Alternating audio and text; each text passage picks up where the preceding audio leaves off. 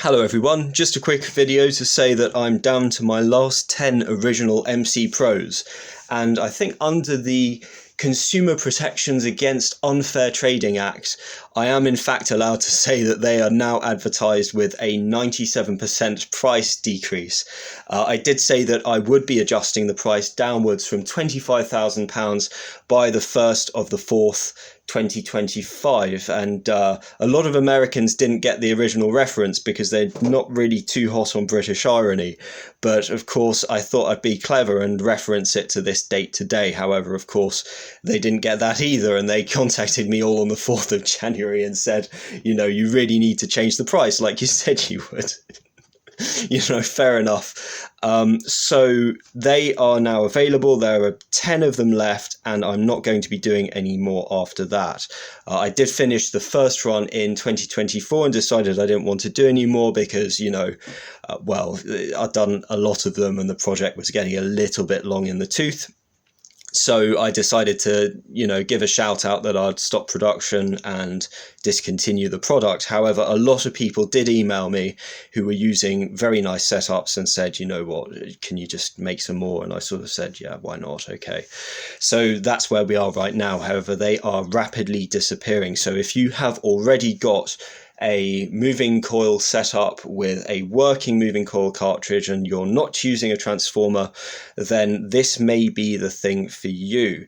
If you are already using a transformer, please do consider using this instead, the Pro, which is the moving magnet version of that product. You can see this is the Mark II version with some surface mount components inside, and I've changed the gain from to high output moving coil from 42 and 52 dB, so nobody gets confused and puts their moving magnet cartridge on 52 and then complains that the sound's distorted.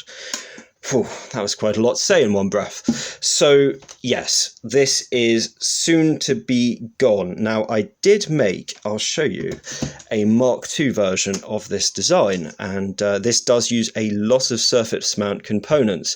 And while I have got some boards for this made up and it's fully tested and it works very well indeed, I probably won't be releasing this, and the reason for it is that I'd really rather make a combination preamplifier that combines the input stages of the and MC Pro together. Just about got through that. So that should be pretty good. And you can see in this case, there's not really space for it. And the case, while very chunky, is not really too indicative of a high-end product. So that does need some kind of modification if it will focus. Yes, so you can have a little look inside here. This is the original one. It's absolutely chock full.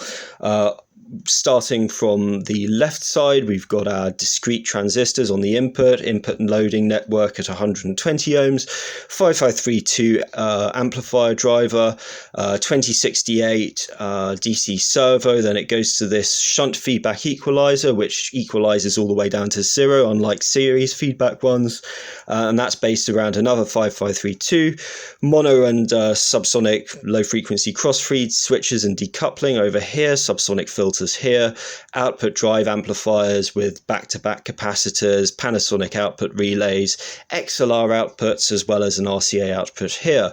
At the top corner, we've got the startup muting circuit, which just essentially times these relays for about 5 to 6 seconds, so you don't get that nasty thump sound as it switches on. It does take quite a while to get ready because, well, the gain's very high at low frequency and this circuit does need a bit of DC bias. Then right here we've got our linear regulators, plus minus 17 volts. These are actually 5 volt regulators, but they sit on top of these 12 volt Zener diodes, so you get 17 volts, and you do get a big advantage in terms of temperature stability because you take the reference outside of the package that's dissipating all the power and getting all hot, so that does give you some advantage in maintaining stability of headroom as well as reliability of the ICs. And yeah, pretty much on the other side we've got our rectifier diode, smoothing capacitors. This is a full wave voltage doubler arrangement, so you don't get any net DC current flowing through the external linear transformer power supply, which is here. And that is a 9-volt transformer AC output inside this little wall wart type adapter, which, while looking very cheap, is actually very good because you get to move this transformer and its magnetic field, meter or two away from the actual thing, which is handy for stopping that type of thing from causing interference. So that's about it. If you would like one of these, do get in touch. They probably will be gone soon. I can't really tell when. If you're in the UK, maybe you might be able to get one of these in the next few months, but it may be unlikely. This circuit is very, very good, and I don't think that it should be in this aluminium enclosure. It should be in a nice chunky milled block with an accompanying moving magnet head. And that will be very, very nice, so do keep your eye open for that. So that's about it. Hopefully that was somewhat informative. I'm trying to get into the habit of making videos, so the quality of this one isn't going to be very good. But if you've got any comments on how I could improve, aside from, getting a proper camera, which I probably will be doing next time, then do let me know. In the meantime, enjoy your records.